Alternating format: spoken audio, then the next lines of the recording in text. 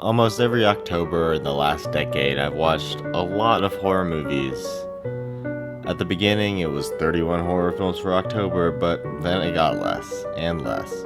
Often it includes a whole series or sizable part of one. Past years I've done From Dusk Till Dawn, Elm Street 2 through 6, Basket Case, Maniac Cop, Human Centipede, Phantasm, Leprechaun, Friday the 13th parts 1 through 5. It's honestly just a good excuse for me to consume media when I'm usually too busy. I'm starting this list in the middle of September, just in case I don't get a chance to watch too many. The Craft. After I watched all the Screams, I had to finally check out Nev and Skeet in The Craft. It's good! 8 out of 10. We are who we are. It's okay. 6 out of 10. Evil Dead, the remake. Probably one of my favorite remake reboots, even more than Godzilla 14. 8.5. Evil Dead, the original. I love the aesthetic. Some of the body horror effects don't hold up. I was going to run through the movies and the musical and show, but I don't know. Probably won't. It's Halloween today, and I have not gotten to check out the musical, so that is kind of upsetting.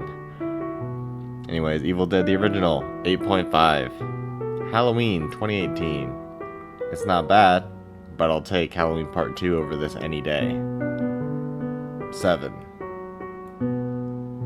Agatha. Nothing too bad. Nothing sticks out. 5. Twins of Evil. I've seen this at the top of Hammer horror lists, and it's not bad. It looks nice and all the production quality is good, but far from spectacular, and the story is bland. 6. Scream Season 3. Just go watch my Scream video. 6.5. Invader Zim. Enter the Florpus. Not horror, but included for creator Jonah Vasquez's other endeavors, and because I love it. Both Florpus and those other outings. The special borrows some of the best scenes from the comic that came out a couple years ago, with plenty of new material as well. The visuals and voice acting is a bit different, but I got used to it fast. Not only was the special funny, but it gave me a type of comedy that's been missing from the media I've been consuming, and maybe just media as a whole, to be honest, in a very, very long time. 9. Tower of Terror. Cute, but honestly, not nearly as visually pleasing as some of the parts of the ride in Florida. That's the only one I've experienced. 7.5. Monster Squad. I don't know how I haven't seen this. All the effects, bar the portal, are top notch.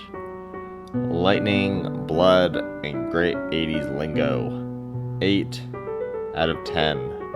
Hocus Pocus. I also haven't seen this until now. It's not bad. I really liked how they had air blowing on them from all directions when they were flying. 7.5. Tales of Halloween. Short stories. I like the alien one and the final one quite a bit. The other 8 shorts, not so much. 6.5. Mad Monster Party. The puppets look great. Few good laughs, but the movie is a bore. Puppet Kong, Invisible Man, and the Skeleton Band stand out as highlights for me. 6.25. Doom Annihilation. I'm gonna seem blasphemous as everyone seems to hate it, but I thought it was pretty good for a direct-to-DVD movie. Sure, there's no Doom guy Doomslayer here, but he really wouldn't work with the team. And a whole movie with a silent protagonist and antagonist probably wouldn't work. Iffy CG is forgivable. Some of the bad CG blood is awful though. Very heavy on game references, and only a few are cringe-inducing. The characters are forgettable. Only the bare bones of the monsters are featured, and they made our gun very underpowered. Blood funneled portal is very cool. 7. The Babysitter. Once it gets going, the movie is very nice and very funny, and the actors do a great job as well. But even with all the visual flair and the humorous dialogue, it's missing anything to make it more memorable. 7. Lumberjack Man. It's got giant pancakes, bad acting, and X plays Adam Sessler. There's one scene that includes great editing, scene cutting, blood effects, and comedic timing. Did I mention that the acting is bad? The script is too. My girlfriend hated this movie. 6.5. Hulu Film Fest. I think it was 6 shorts all running a little under 10 minutes. They were all shot, edited, and acted completely competently, but man, I haven't seen anything that predictable since the Tron sequel. Like, all of them were like that, and most of them felt unfulfilled, as if they just stopped when it started getting interesting. 6. Ghostbusters, the original. It gets a lot of love, but honestly, I haven't watched it in a long time. There's some questionable projection work, but nothing terrible. A little slow at the start, but once it gets going, it gets going. The humor is still on point as well. 8.5. Attack of the Killer Donuts. You know, it's a fine concept, and the donut parts for the most part are done good. And the main characters are also fine, just this movie could be trimmed down by half an hour and it would help tremendously, maybe even make it good. 6. Ghostbusters 2.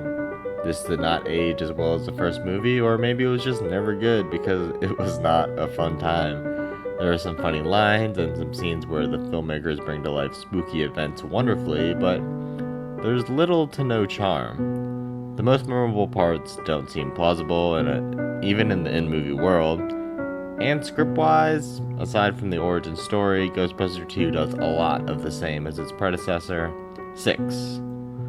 Atomic Shark. Decent concept. Shark burns anything that's around it. Bad acting, really bad effects. There's a few laughs, and I actually was kind of into it, but after the first hour, I was over it. It's only 90 minutes, but it just felt like it kept going and going. But again, I did like it at first. 5.5. Zombieland, Double Tap. I'm amazed this actually got made, and with all the cast. For the most part, it's okay. Run-of-the-mill progression in both zombies and our main cast. The new characters are also okay. There's some things that were really good though, the humorous motel bits, the monster truck, the jump, and that Day Zero fight. There's no reason why that should have been as good as it was, but it was so good. 7.5. Hatchet. The acting and writing is pretty bad. There's sort of an eerie movement that occurs whenever the antagonist shows up that I like. Some pretty interesting kills, but nothing too exciting. The movie just ends all of a sudden, so I guess I'll probably check out the second part. Maybe, sometime. 6. It, Chapter 2. I laughed a lot at this, and I'm not sure if it was supposed to be funny. The movie is not very scary or creepy at all, which is sad because I really liked the first part. There's a lot of flashbacks that just remind you of how much better you like the kid cast as opposed to the adult cast, who are unfulfilling, and whose character arcs are extremely cliche. Floating blood and green flashlights look cool. The pace is done well, as the movie is almost 3 hours long and it doesn't seem much more than half that. 6.5. Scary stories to tell in the dark. I don't remember the book, but it seems that this movie adaptation just drops the stories from it into a new narrative so that they can all be connected. The kids are fine, I guess. The monsters are wonderfully creepy, especially the sound effects given to them. Probably the creepiest horror scenes I've seen in some time. Actual suspense and not just jump scares. The new story that overlaps them is alright, but it's overshadowed by the other tales. The movie would have been much better as an anthology flick. 7.25. Bram Stoker's Dracula. Maybe I'm just desensitized. This one's critically acclaimed and I'm still not feeling it. There's some good parts. Artistic backgrounds look wonderful, Winona is always a plus, the rat scene was great, but most of it just seems meh. 6.75. Hatchet 2. I like this one more. The kills, especially the montages, the acting, the characters, Victor himself. 7. Hatchet 3. Honestly, these movies keep getting better in every aspect, and what a great callback to the first part. 7.25. Victor Crowley. Well, I guess the streak's done. There's some alright ideas, but man, it doesn't hold up even to the first Hatchet. Nice to see Felissa Rose. Stinger is cliche at this point. 6. Candyman. After seeing him in Scream Season 3 and the Hatchet series, I figured I should check out his film. I like the choir score. I really like the movie at first, but it does lose steam about halfway through. That scene where Candyman takes Helen is wonderfully disturbing, though. 6.75. So, unfortunately, that was all the movies I got to see in this past month and change. Maybe I'll continue to do these quick reviews every October because I will watch horror movies every October. Anyways, thanks for watching. Did you guys see any cool horror movies? What was your favorite? Let me know in the comments, I guess, if you want. If not, I'll be okay. No one really watches these quick review movies anyways.